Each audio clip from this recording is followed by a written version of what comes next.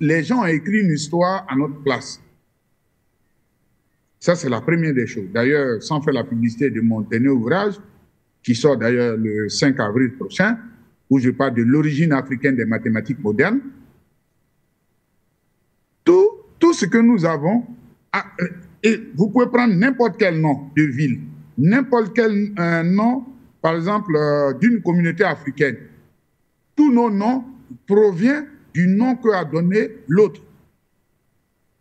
Vous vous demandez, par exemple, pourquoi vous vous appelez Baoulé, par exemple, je prends un exemple, on va dire non, c'est parce qu'on a fait ça.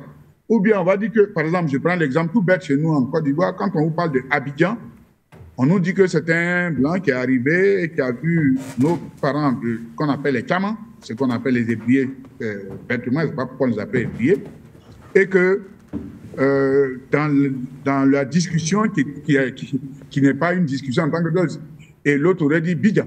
Vous dites que je suis ici, c'est un truc que je suis en train de faire. Et ça a été devenu Abidjan. Si vous prenez dans tous les pays, la Côte d'Ivoire, on a donné le nom Côte d'Ivoire parce que pour les Européens, c'était un coin où on pouvait avoir les Ivoires. On dit à l'époque, le Ghana, on l'appelait Gold Coast, c'était le coin où on trouvait l'or, ainsi de suite. Vous avez dans tous ces pays-là qui portent des noms. C'est-à-dire, ça c'est véritablement un véritable profond problème. Il est loin, il est loin. Parce que c'est là le vrai problème. Le problème, il est là. C'est-à-dire qu'on a construit une histoire, on a construit un récit qui est le nôtre. Et chaque fois qu'on parle, je rappelle à toute fin et pour ceux qui ne le savent pas, l'homme est né il y a 5,5 millions d'années en Afrique. Je répète, le premier homme, ce n'est pas ce qu'on raconte dans les livres soi-disant révélés, Adam et Ève, etc. L'homme, historiquement, sur le plan scientifique, avéré, il est né il y a 5,5 millions d'années en Afrique. Si vous prenez 5,5 millions d'années et que vous prenez les 600 ans, soit ce qu'on appelle l'esclavage et la colonisation, si ça fait 600 ans, ça représente 0,013% de l'histoire des Africains. Je dis bien 0,013%.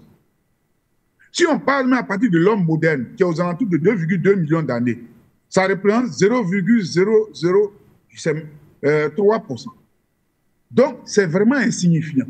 Or, les gens ont fait de notre histoire ces deux drames comme si c'était la fin du monde. Et nous tous, nous partons, des fois on est là, on dit colonie, on n'a jamais été colonisé, on a été occupé. On n'a jamais été colonisé, on a été occupé. Je rappelle dans mon livre avant, où j'ai parlé de comment De Gaulle a trahi l'Afrique. C'est très important, c'est différent, c'est pas pourquoi je demande aux gens de payer. Mais qu'est-ce qui s'est passé? La France a déclaré la guerre, je dis bien la France et l'Angleterre ont déclaré la guerre à Hitler et l'Allemagne d'Hitler. Ce n'est pas l'inverse. Ils ont dit sur le 3 septembre, le dimanche 3 septembre, les troupes de Hitler ne quittent pas la Pologne et ils allaient attaquer. Et le dimanche est arrivé. Entre-temps, Hitler a tenté de négocier avec eux. Ils ont dit pas question, tout ce qu'on leur demande, qu'ils quittent. Et les Allemands n'ont pas obtempéré. Et le dimanche 3 septembre 1939, la France a été la première à entrer sur le territoire de ce qu'on appelle le Saarland, où il y a Saarbrücken. Ils ont commencé à attaquer. Jusqu'au mois de mai, quand les Allemands ont repris, ont fait la réplique, et les ont poussés, poursuivis, les chassés de leur territoire, ils sont arrivés à Paris. Mais qu'est-ce qu'on raconte dans l'histoire? On dit que la France a été occupée. La France n'a pas été occupée. Je te cherche des noises. Je te même donne un coup. Tu me répliques, on dit non, je t'ai attaqué par derrière. Donc, et on a un récit. On est là, on dit l'un des Allemands a occupé la France. Les Allemands n'ont pas occupé la France. Mais nous, qui n'avons attaqué aucun État ou bien aucune puissance occidentale, c'est nous, on accepte de dire qu'on est colonisé. Ouais, les mots posent un véritable problème. Quand nous sommes là, je vais utiliser une histoire. La fois dernière, je discutais avec un frère et une sœur qui parlaient de religions dites révélées. J'ai dit, est-ce que vous savez que vous participez au racisme contre les Africains? Il m'a dit, mais comment? J'ai dit oui. J'ai dit, comment pouvez-vous concevoir que nous sommes, l'homme est né depuis 2,5 millions d'années en Afrique. L'homme moderne a quitté l'Afrique il y a 2,2 millions d'années. Et puis, donc, pendant 400 000 ans, je dis bien 400 000 ans, Dieu ne nous a pas parlé. Dieu ne nous a pas révélé quoi que ce soit. Et nous, c'est nous qui allons chercher les religions des autres. Mais quand les autres voient ça, ils disent, mais c'est normal, ils ne sont rien, ils se sont des saints, puisque même l'élément de base qu'on appelle la spiritualité, on n'en a pas. Parce que quand nous, on parle de la spiritualité africaine, on parle de fétiche, de sorcellerie, c'est les autres qui sont bons. Vous voyez? Donc, nous sommes extravertis. C'est-à-dire que notre connaissance, nous-mêmes, nous l'ignorons. Nous négligeons tout. Tout est fait de telle sorte que tout est extérieur. Voilà donc l'un des grands problèmes. Donc, on a créé en nous le complexe d'infériorité. C'est ce à quoi je voulais arriver. On a créé en l'Africain le complexe d'infériorité. Et puis les autres ont créé en eux le complexe de supériorité. Au lieu qu'il y ait convergence, il y a divergence. Donc, quand nous, on essaie d'approcher, ils s'éloignent. Vous voyez? Ça veut dire qu'aujourd'hui, moi qui suis en Europe, je suis considéré parce que je suis en Europe.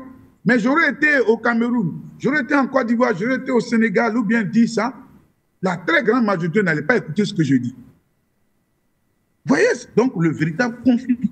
On a tout mélangé. On prend des choses qui sont des mélanges. Aujourd'hui, quand on parle de démocratie, on voit, oui, ce sont les Européens qui ont envoyé leur démocratie. On parle de la Grèce antique. Mais la Grèce antique, c'est une fable. J'en parle dans mon livre, mon prochain livre. Il n'existe aucun document, je dis bien aucun document original d'un seul grec. Aucun. Pourtant, à l'école, on étudie, Platon a fait ça. Ça n'existe pas. Quand on parle de nous, les documents existent. On parle des morts des autres. Ça n'existe pas. Quand on parle des morts de nos ancêtres, on les trouve. On les trouve. On trouve des momies. Notre histoire n'est pas connue. Et donc, on a utilisé, il y a un élément qui est très, très intéressant, c'est l'école. L'école était un facteur de véhicule, comment on appelle, d'idéologie, de complexe. Et donc, nous tous, nous allaitons à cette mamelle de l'école. Et c'est par là, la plupart de ceux qu'on appelle les cadres aujourd'hui, qui sont là, qui occupent là. Et donc, ces gens-là, on nous a créé, on a créé donc des Africains nouveaux qui sont complexés. On a créé, je répète, des Africains nouveaux qui sont complexés, qui détestent tout ce qui est africain. Il y a beaucoup, vous voyez, qui se dépigmentent. Vous voyez nos sœurs qui portent des perruques. Ça y est, nos cheveux, on en a peur. Voilà le drame. Donc ça, c'est de manière générale. Mais les dirigeants ne sont pas acceptés. Ils ne font pas une exception. Donc c'est ça le véritable problème. Donc résoudre un problème, et Cheikh Anta Diop l'avait dit, lorsqu'il s'est retrouvé en 1977, si ma mémoire n'échappe, à Niamey, et qu'il a élaboré sa thèse, il y a des étudiants qui lui ont dit, mais ce que vous avez dit, que disent les Blancs? Il lui a dit, c'est ça le véritable problème. Nous avons besoin à chaque fois d'un tuteur pour affirmer ou confirmer ce que nous disons. On a vraiment des outils, je dis bien des outils, pour résoudre nos contradictions. Je voudrais, si vous permettez, finir par là, parce que je pense, excusez-moi, parce que je vois que voilà, il faut que je branche mon appareil. Quand nous parlons donc de ces différents éléments, ce n'est pas qu'on est en train de spéculer. Quand je parle tout à l'heure de la question de la démocratie, je parle de la question, par exemple, aujourd'hui, on parle de système féministe, hein, les droits des femmes le 8 mars. On crie. Mais est-ce que vous savez qu'il y avait en Afrique, vous pouvez prendre le livre de Cheikh Anta Diop, il en parle, hein, dans l'unité économique africaine. En Afrique, il existait ce qu'on appelle les deux chambres bicamérales.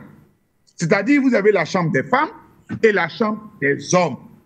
C'est d'ailleurs, c'est comme ça que le roi Béhanzin, lorsque Dodge, ce criminel français, les a attaqués, les hommes ont décidé donc de laisser. Et les femmes se sont réunies la nuit et le lendemain matin, elles ont dit, pas question qu'on nous laisse nous marcher les pieds. Et on a créé un système qu'on appelle les Amazones. Je rappelle à toute fin utile, on ne doit pas attribuer le mot Amazon. Nous, nos mamans sont des Argoliens. Amazon, ce sont un groupe de femmes, je ne sais pas si c'est une mythologie, c'est une réalité, qui, ayant été baptisées dans un système occidental où c'était le patriarcat, ont décidé donc de se venger, de tuer tous les hommes, c'est-à-dire de les humilier. Nos mamans ne sont pas des, comment on appelle, des Amazones. Donc, ce sont ces dames-là, puisqu'il y avait deux chambres. Et comment ça se fait? Parce que la question de la démocratie, vous avez un peuple qu'on appelle le peuple Hachan, les Hébreux chez nous, qui pratiquent la démocratie à un niveau vraiment inespéré. Vous savez, c'est quoi? Il y a une génération d'individus, c'est-à-dire des gens qui sont nés dans une tranche d'âge, je crois au maximum 5 ans. Donc, si la tranche d'âge arrive, c'est cette génération qui occupe le pouvoir. Et parmi eux, ils choisissent ceux qui vont être les rois, enfin le chef et les différents éléments. Donc, c'était comme ça. Tout se fait par génération. Atteindre la 5e, lorsque cette génération, après 15 ans, elle a fini, elle ne revient plus. C'est d'autres qui viennent. Mais entre-temps, les anciens qui sont là, qui ont eu l'expérience, vont conseiller les différentes générations qui suivent. Voilà, donc nous avons, je veux dire, un réservoir immense dans lequel nous pouvons puiser. Mais non, l'arbre à palabre, on doit puiser dedans. Mais non, on dit non, c'est la diplomatie. Et quand on voit, oui, les relations internationales, quand les Européens ont conçu comme on appelle, toutes leurs institutions, aucun Africain n'était présent. Ils ont construit parce qu'à un moment donné, comme ils sont habitués à la guerre, ils ont fait ça pour eux. Et nous, aujourd'hui, nous, on vient, on tombe dedans. Les relations internationales disent, non, d'après les lois de la relation internationale, c'est quelle loi de relations internationales? Or, ces lois ont été prises pour que, quand ils viennent sur le continent africain, lors de l'occupation, qu'ils se respectent. Après, il y a eu des événements de Fashoda. Ils ont dit non, que nous, quand nous, on avance et qu'on arrive sur le territoire africain, comme nous sommes des Blancs, nous sommes clairs, alors nous ne devons plus nous montrer aux yeux des nègres que nous sommes, comme on appelle, en palabre. Donc, on utilise des civilités. Donc, quelle est cette loi qui nous regarde? C'est ça le véritable problème. Donc, je chute pour dire que le problème, il est profond. Et c'est pour cela étudier notre histoire, étudier des gens comme Cheikh Anta Diop, étudier des gens comme Kwame Nkrumah, étudier des gens comme, on appelle, Nusere Kalala, Théophile Benga, ainsi de suite, ce serait une très bonne chose. Parce qu'aujourd'hui, ce que les gens disent, oui, le panafricanisme, je suis panafricain, je crois à l'unité de l'Afrique. Mais une fois qu'on arrive à ça, il faut que nous mettons en nous, il faut que nous imposons à nous-mêmes, sans les autres, un certain nombre de paradigmes. Je termine par cet élément-là. Souvent, je parle souvent à des gens, je dis, mais on nous dit, avant que les Européens n'arrivent, il n'y avait pas de prison en Afrique. Mais combien d'entre nous le pensent, le croient? Mais comment est-ce que nous résolvions nos contradictions? Par ce qu'on appelle le système de bannissement. Aujourd'hui, certains d'entre vous peuvent peut-être faire attention. Et ça continue. C'est-à-dire que si on dit, tapez Groubera, on dit, oh, laissez le gars de nuit blanc, on ne le fréquente pas. Chez nous, vous avez tué l'Africain. L'Africain, moins il est fréquenté, mal il se porte. L'Européen, moins il est fréquenté, mieux il se porte. Vous voyez, c'est deux contradictions, deux paradigmes différents. Donc, pensons, enseignons dans nos universités, dans nos écoles, depuis le bas âge, les paradigmes africains. S'il y a des choses qui sont obsolètes, nous devons les changer. Voilà le véritable problème qui se pose. On est là, on récite l'histoire des autres. On nous dit que les Africains n'ont pas d'écriture. Je mets quiconque au défi de me montrer une seule écriture européenne. Ça n'existe pas. Les Européens, l'écriture qu'ils ont, l'alphabet qu'ils ont, c'est l'alphabet phénicien. L'alphabet phénicien vient des... Les Phéniciens sont les Cananéens. Les Cananéens sont les Noirs. Il n'existe pas l'alphabet phénicien. Et c'est nous, on est là, on récite. Oui, on n'a pas d'écriture. Les Blancs n'ont pas d'écriture. Et ils ont pris l'alphabet, ils ont triché. C'est ce qu'ils savent faire. On ne va pas se mettre dans des situations. Donc, le grand problème, c'est ce secteur, cette institution qui est l'école, qui véhicule ce complexe d'infériorité en nous, parce que, et c'est d'ailleurs pour ça que mon livre, qui donc ressent, j'en parle, parce que moi qui donne les cours de mathématiques, quand les enfants d'origine africaine arrivent, on va tout parler de Leibniz, on va parler de Gauss, ainsi de suite, alors que les mathématiques sont nées depuis le début de l'humanité par les Africains. Ceux qui veulent, vous verrez quelle est la démonstration. Je montre ici une image pour que vous compreniez ce dont je suis en train de parler, parce que c'est très important de le savoir. Ici, vous avez donc, je ne sais pas si vous voyez. Nous voyons bien, Achille. Vous avez cette jeune fille-là. Et puis là, à gauche, je ne sais plus si... Voilà. Ici, vous avez donc ces deux personnages. Le personnage qui est là, c'est l'ancêtre des Anglais. L'ancêtre des Anglais. Et la jeune fille qui est là, c'est l'ancêtre des Danois. Et ce n'est pas moi qui invente, Voilà donc le livre qui est là. Vous avez donc Science et Vie. Donc, nous avons été les premiers à coloniser les espaces. Nous avions donc beaucoup de choses. Il faut que nous étudions nos histoires.